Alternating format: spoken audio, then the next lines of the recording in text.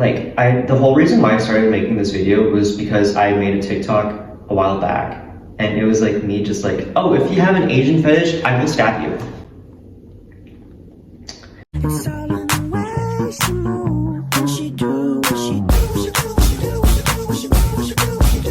Here's some of the fun comments I got. It's very nasty. It didn't at all help anything at all. Anyways, okay. Oh, I thought he was gonna hold up kimchi. No, but I do have a knife kink. That was kind of hot. I don't know. I just have a knife kink, so yeah. Though I didn't read what he put and just staring at him playing with the knife, I think something wrong with me. Yes. Yes. What is that? I have never heard of that. I just like all POC. No, but I have a knife kink. I just find y'all Asian boys really cute. Ooh, we've been exposed.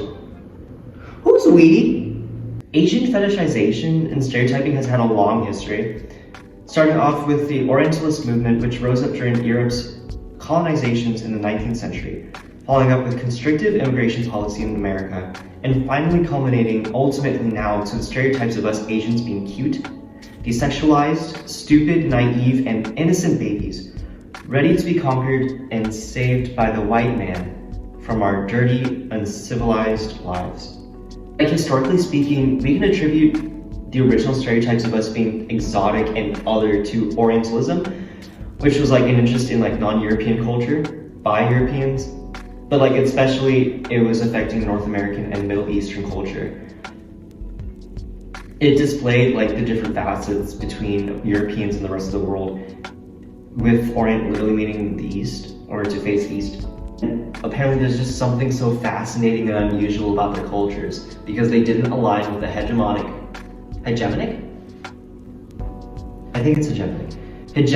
Christian views of Europe. As a result, sexism and the objectification of women does become a problem. These Orientalist artists heard about harems, which were these spaces in Muslim households reserved for women. And these men, with their provocative imaginations, thought it fun to depict these harems as places erotic in nature. A dream place for a man to enjoy himself with his posse of women to sexually conquer and to feed his masculinity. I hate men, like a lot. From writings though, we can see that historians have found that this interest in the Orient has much to do with appreciating the simple and dirty lifestyles of these uncivilized folks. And this kind of view would carry on into the growth of the US. US imperialism! Roger, did he say that? Roger, I think that's Roger. Oh, Rudyard Kipling and your ode to US imperialism. Here's the last stanza to his poem, The White Man's Burden.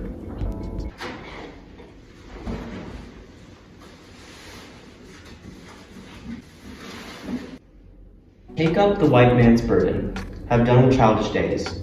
The lightly proffered laurel, the easy ungrudged praise, comes now to search your manhood through all the thankless years, cold-edged with dear-brought wisdom, the judgment of your peers.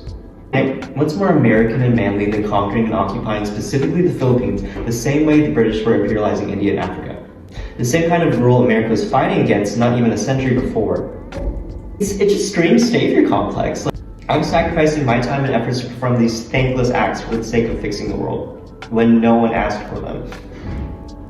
There's a dynamic particularly which highlights gender as an influencing factor in the relationship between America and the rest of the world, specifically Asia in my case, in my conversation. To be patriotic, one must support domination. To put on the boots and cape and be a man and tame these foreign beasts. I hate it. What do we care, Because all we have to do is worry about eating and sleeping and having sex. Nice. The Orient is effeminate in nature to the Western world. Our imperialists and colonizers are the ones making the first move, pursuing us, while we are the ones passively taking in their influence and dominance. Specifically, the local women become trophies of the male power and sexual fantasy, because We don't understand Western culture. We become identified as naive and, to put it blatantly, stupid. More importantly, we are willing to serve them. How many Asians do you know where the mom was Asian and then the dad was white? And then what are the chances that that dad was in the military? Because there's history behind that too. You can see with the attitudes of American soldiers during the many wars the US participated in overseas, from the Philippines to Vietnam and even Thailand. An actual term used for Filipino women, LBFMPBR, which is short for Little Brown Machines Powered by Rice. During these American occupations, many industries rose to cater towards the American population, like the sex industry. I mean, when your country had just survived colonization, Japanese imperialism, and for countries like Korea, a civil war, the local people are of course going to need to find a way to make money off the GIs that were occupying the space. The heuristics and traits we take away from the land of the Orient would then be that we are uncivilly sexual in existence. So adding on to the white man's idea that we need to be saved and brought to civilization, we also have to deal with the idea that we're an easy partner to take in for sex and servitude. The women's willingness to sexually serve their white visitors, as probably seen by these white men, probably has to do with the sheer masculinity that they radiate, which pulls them in.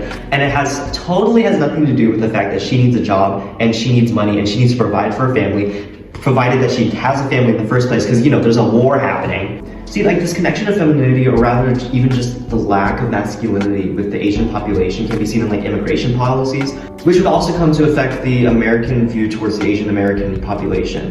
While our women have been viewed and categorized as naive, innocent, sexually opportune, and sex objects, our men have become viewed as impotent, weak, nerdy, and unattractive. The Asian diaspora has been feminized, stereotyping our gender expression and role as being either hyper-feminine or emasculated, with no sense of masculinity at all. As a bisexual, but I'll just say gay for this matter, a gay Asian, a gay Asian, I unfortunately have to deal with both of these stereotypes. It's annoying. With men seeing me as the relative feminine identity, I'm this perfect twink. I'm the one that needs to be subordinate to my male partner. And then straight up, just when I talk to women, they just think I'm gay. Because I somehow failed to uphold the idea of Western masculinity. Back to history, immigration policies. Ironically enough, as much as America prided itself as being a land of the free, open to all, it was not in fact open to all. Like, there were Irish Americans that didn't like Irish immigrants.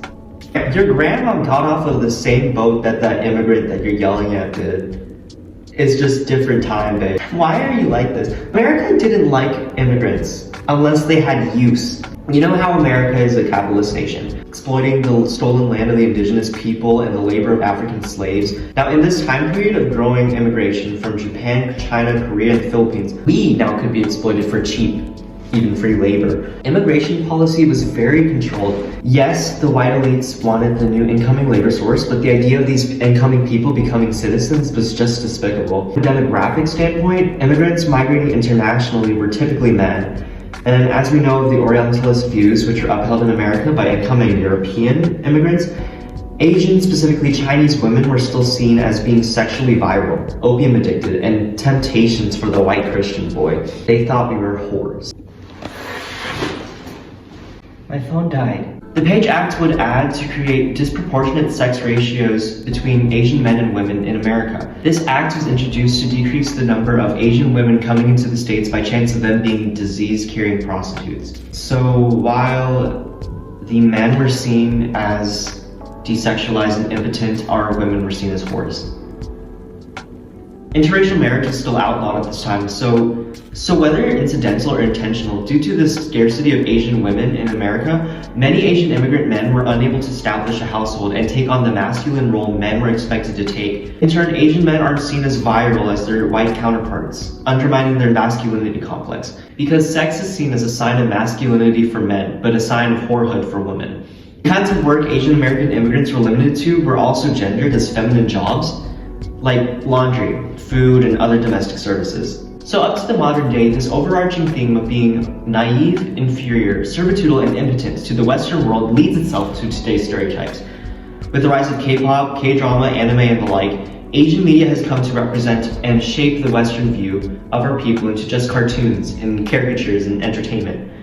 We've become a show for white audiences. Our culture has become an amusement park for entertainment. Our baby-like features with hairless, smooth skin and neonized facial proportions lend into the stereotype that we're helpless and need to be babied. I just want to protect them. I'm a grown man. The K-pop idol that you do that to as well and infantilizing them are grown adults too. I hope you realize that. Like we are grown people with names and personalities and attitudes. We're not just like homogenized, like, oh, cool, sexy samurai, like, It's so annoying, I'm sorry. It's just so bad, okay. This is why it's important to investigate intersectional identities. Like, I'm gay and Asian, and unfortunately I'm having to deal with not only racism, but also sexism as a gay man. Like, it's not my job to educate, but I do anyways for the sake of my own mental well-being, and knowledge is power. As you can see with this like extensive history of Asian discrimination and Asian fetishization, how can you combat your prejudice? Touch grass. Touch grass. Yeah, seriously. Like, go outside and learn about the world in a way that actually is not through a screen and not sensationalized through things like TikTok and social media, making things like, oh, everything's just like eye candy and something too. It's not. Like, get to know these people. Don't get to know Asians just for the sake of them being Asian. Like, just talk to people and open your mind and listen to these people. If your friends happen to be Asian, really get to know them, because it feels so betraying and messes with my own self-image when I find out that past friends and partners were only interested in me because of their provincial view of like Asian culture and society. I'm not here to satisfy your fantasies. I don't want obsession, I want appreciation. I want to be appreciated. Fetishization itself is so different compared to other discriminatory practices in that it's so subversive in its harm. It takes a lot of nuance to truly explain how microaggressions are harmful. When your life and people are denounced to just another form of entertainment, whether it be food, sex, performance, or treated as pets, I don't like being treated as a fantasy to fulfill. I just want to be seen as a person with interests and hobbies outside of my culture. Just realize it's not about you. Like, not being racist and challenging your own prejudice is not something to feed into a savior complex. It should be expected, not praised. It's the bare minimum. Bare minimum you can do is be understanding and be helpful. Just listen and keep an open mind and practice your comprehension skills. Please, I'm tired. Stop fetishizing us. It's weird.